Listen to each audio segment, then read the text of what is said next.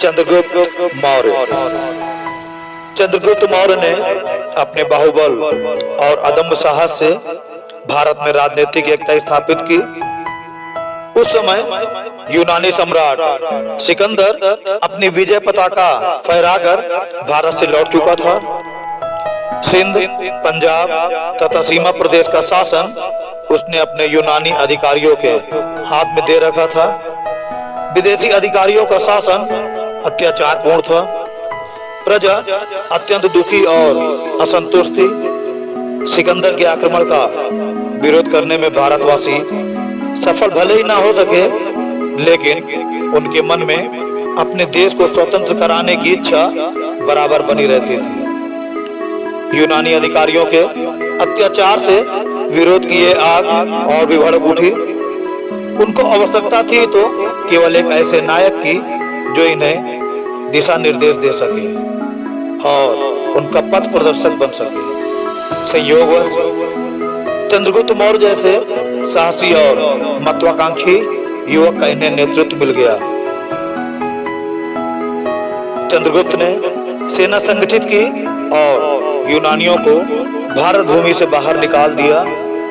इसने मगध साम्राज्य को जीता और यह राजधानी पाटलिपुत्र के सिंहासन पर बैठ गया।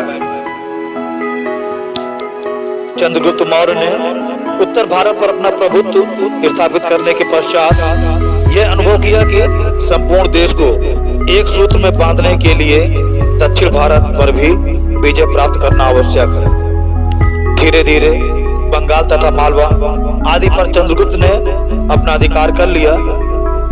चंद्रगुप्त मौर्य का अंतिम संघर्ष सिकंदर के सेनापति सेल्यूकस के साथ हुआ।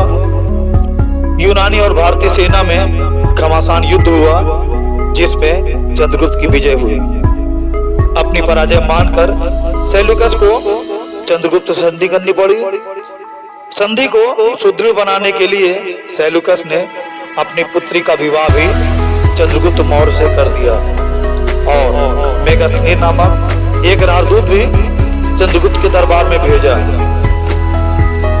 चंद्रगुप्त ने भी सेल्यूकस को 500 हाथी उपहार स्वरूप दिए। इस प्रकार चंद्रगुप्त मौर्य का साम्राज्य पश्चिम में मध्य एशिया से पूर्व में बंगाल तक और उत्तर में हिमालय पर्वत से दक्षिण में कृष्णा नदी तक फैल गया। चंद्रगुप्त मौर्य ने अपने बाहुबल और अदम्य साहस से भारत में राजनीतिक एकता स्थापित की। जैन जनश्रुति के अनुसार चंद्रगुप्त एक ऐसे गांव के प्रधान की कन्या के पुत्र थे जहां मयूर पोषक निवास करते थे। इस कारण उनका वंश मौर्य वंश कहलाया। बौद्ध ग्रंथों के अनुसार नेपाल की तराई में पिपलिविन नामक एक स्थान था। यहाँ क्षत्रिय जाति के लोग निवास करते थे। इन्हें मौर्य कहा जाता था। चंद्रगुप्त के पिता इसी जाति के प्रधान थे, जिनकी किसी शक्तिशाली राजा द्वारा हत्या कर दी गई थी।